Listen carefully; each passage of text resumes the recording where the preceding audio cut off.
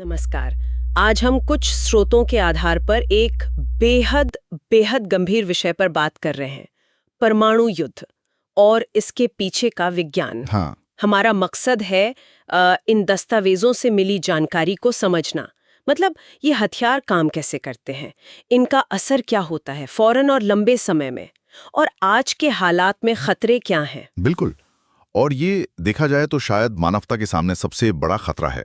जैसा इन स्रोतों में है, ये उन्नत भौतिकी और विनाशकारी परिणामों का आप कह सकते हैं एक खतरनाक मेल है। तो आज हम इन्हीं स्रोतों से मिली जानकारी का सार निकालने की कोशिश करेंगे। हाँ, बिल्कुल। तो बुनियादी बातों से शुरू करते हैं। स्रोतों के अनुसार दो मुख्य प्रक्रियाएं हैं। एक है परमाणु विखंडन, मतलब फिजन। फिशन। हाँ। इसमें भारी परमाणु जैसे यूरेनियम का नाभिक टूटता है।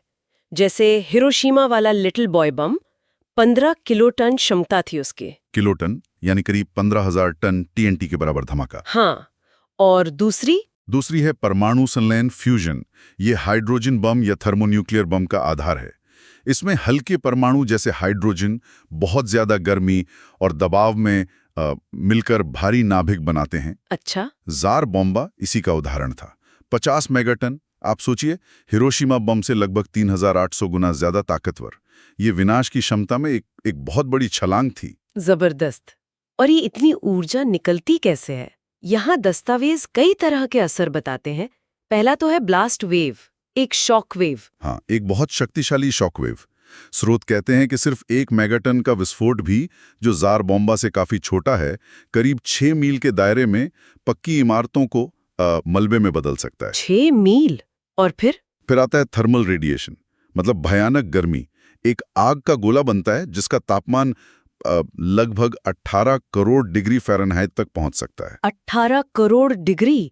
ये तो सूरज की सतह से भी कई गुना ज्यादा गर्म हुआ। हाँ, बिल्कुल।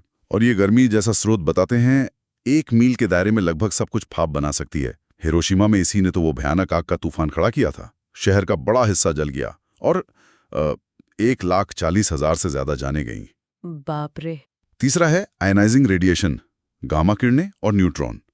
इनके सीधे संपर्क में आने से तुरंत रेडिएशन सिकनेस, ARS, हो सकती है, जिससे शरीर के अंग तेजी से खराब होने लगते हैं ना? हाँ, बिल्कुल। और चौथा असर, अगर धमाका काफी ऊंचाई पर हो तो वो है EMP, इलेक्ट्रोमैग्नेटिक पल्स। अच्छा, EMP। ये बिजली के उपकरणों, इलेक्ट्रॉनिक्स, पावर ग्रिड, इन सबको बड़े पैमाने पर बेकार कर सकता है, जैसा 1962 के स्टारफिश प्राइम टेस्ट में हुआ था।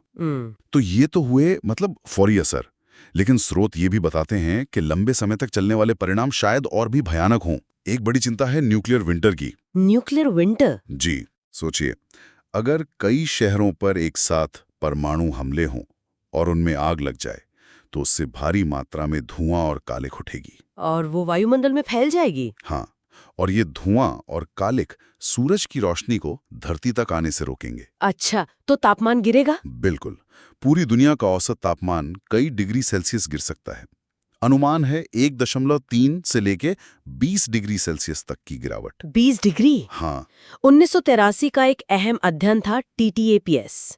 उसमें ये अंदाजा लगाया गया था कि अगर सिर्फ 100 हिरोशिमा साइज बमों का भी इस्तेमाल होता है, तो उसके बाद जो वैश्विक अकाल पड़ेगा, उससे ही करीब 1 अरब लोगों की मौत हो सकती है। 1 अरब? सिर्फ 100 बमों से? ये दिखाता है कि एक सीमित युद्ध का असर भी कितना वैश्विक और भयानक हो सकता है। सही कहा। और दूसरा दीर्घकालिक खतरा है रेडियो एक्टिव फॉलआउट। फॉलआउट मतलब वो रेडियोधर्मी कण?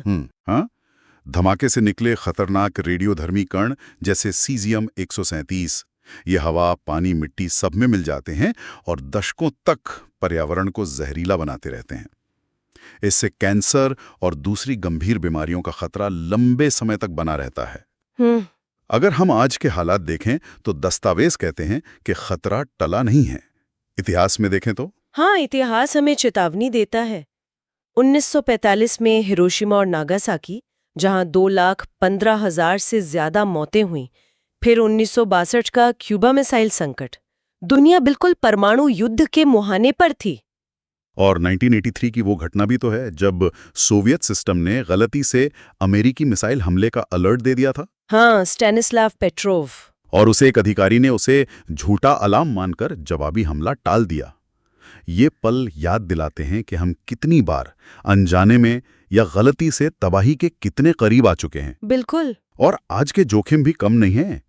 स्रोतों के मुताबिक दुनिया में करीब 12,000 परमाणु हथियार हैं और इनमें से लगभग 90% सिर्फ अमेरिका और रूस के पास हैं। 12,000। हाँ, और नई तकनीकें चिंता बढ़ा रही हैं, जैसे हाइपरसोनिक मिसाइलें, रूस की एवेंगार्ड मिसाइल। इनकी रफ्तार इतनी तेज है और ये रास्ता बदल सकती हैं कि इन्हें ट्रैक करना, रोकना बहुत मुश्किल है। और वो कमांड सिस्टम में एआई का इस्तेमाल, जैसे रूस का पेरीमीटर या डेड हैंड सिस्टम। हाँ, ये भी एक चिंता है। अगर सिस्टम बिना इंसानी दखल के जवाबी हमले का फैसला ले सके तो अनजाने में संघर्ष शुरू होने का खतरा वो बढ़ जाता है। तो इन सब खतरों को देखते हुए क्या कोई नियंत्रण के उपाय हैं? दस्तावेजों में कुछ जिक्र है? हाँ, कुछ नियंत्रण उपायों का जिक्र है, जैसे न्यू स्टार्ट संधि। ये अमेरिका और रूस के तैनात लंबी दूरी के हथियारों की संख्या को सीमित करती है, और एनपीटी यानी परमाणु अप्रसार संधि, जो परमाणु तकनीक के फैलाव को रोकने के लिए है। और शीत युद्ध की वो रणनीति मैड, परस्पर सुनिश्चित विनाश। हाँ, म्यूचुअली अश्योर्ड डिस्ट्रक्शन। इसका आधार यही था कि अगर एक ने हमला किया तो दूसरा ऐसा जवाबी हमला करेगा कि दोनों का विनाश तय है। शायद इसी डर ने बड़े पैमाने पर युद्ध को रोका। लेकिन ये तो इस बात पर निर्भर करता है कि सब हमेशा सोच समझकर ही काम करेंगे, है ना? बिल्कुल। ये रणनीति तर्कसंगत किरदारों पर निर्भर करती है। ये दुर्घटनाओं, गलतफहमियों या साइबर हमलों जैसे खतरों को नजरअंदाज करती है। तो कुल मिलाकर इन स्रोतों से यही समझ आता है कि परमाणु हथियार विज्ञान की अविश्वसनीय शक्ति और अभूतपूर्व विनाश का एक जटिल संगम है। हाँ, संधियों और आपसी डर ने जोखिम कुछ कम जरूर किया है, लेकिन हथियारों का आधुनिकीकरण और देशों के बीच तनाव ये खतरे को लगातार बनाए हुए हैं। जैसा हमने बात की, एक सीमित क्षेत्रीय युद्ध भी करोड़ों जानें ले सकता है और वैश्विक अकाल ला सकता है। और अंत में सोचने के लिए एक बात, जैसा कि इन दस्तावेजों में 1983 जैसी घटनाओं का जिक्र है, जहां तबाही शायद सिर्फ किस्मत से या एक व्यक्ति के सही फैसले से टल गई, तो ये एक गंभीर सवाल खड़ा करता है, खासकर आज जब हम ऑटोमेशन बढ़ते देख रहे हैं। क्या मानवता वाकई हमेशा सिर्फ आपसी विनाश के डर वाली रणनीतियों पर ही निर्भर रह सकती है?